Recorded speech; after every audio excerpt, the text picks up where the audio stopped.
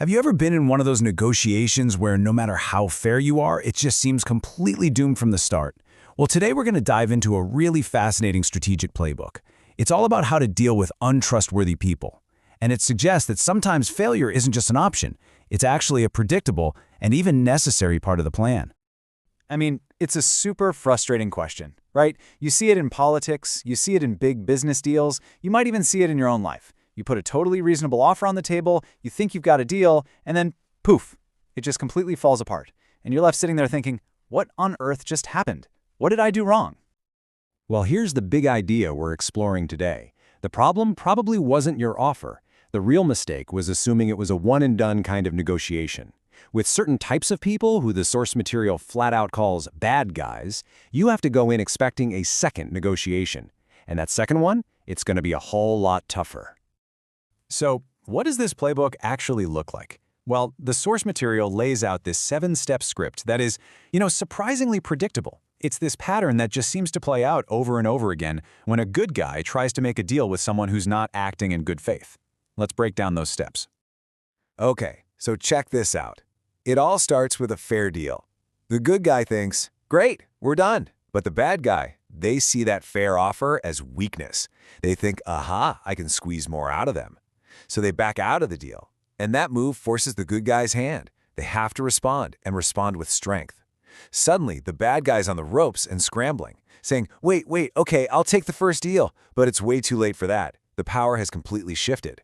And that final step, it's just pure regret, realizing they got greedy and blew a perfectly good deal.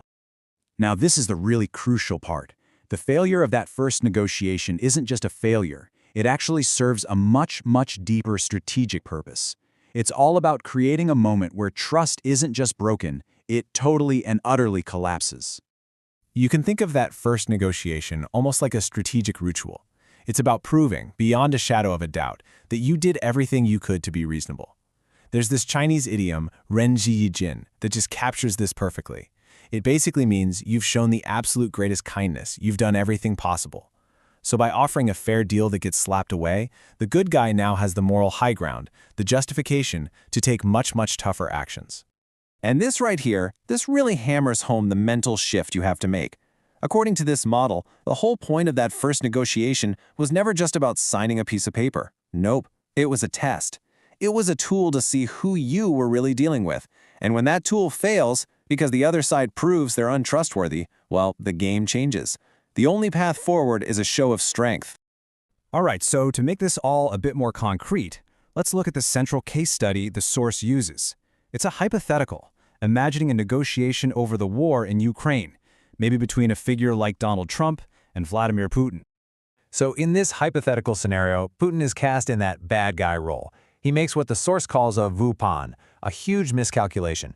He sees a fair offer not as a golden opportunity, but as a sign of weakness. He thinks he can push for more. But the critical mistake here, according to this model, is that he completely misreads his opponent, someone who, for their own reasons, needs justification before they use overwhelming force. And by backing out of the deal, he literally hands them the exact excuse they were looking for. And just look at the difference here. The first offer, the first negotiation, is actually pretty sweet. It's an exit ramp from the war, it's economic opportunities, a way back into the international community. But after that miscalculation, whoa! The second negotiation is absolutely brutal. The terms flip from opportunity to pure punishment. We're talking war reparations, giving up strategic interests, and facing humiliation back home. The cost of that one single misjudgment is just catastrophic. Okay, so let's zoom back out from that specific example for a second. What's the big lesson here? It's a pretty stark, pretty clear reminder about how power and trust really work, especially when you're dealing with certain kinds of adversaries. Here's the core takeaway. When you're dealing with someone you know you can't trust, the words written on a contract, they're kind of meaningless. The promises, the agreements, they're all secondary. An agreement is only as good as your ability to enforce it. Without that power, it's just a piece of paper waiting to be torn up. And that brings us to the final hard conclusion of this whole framework.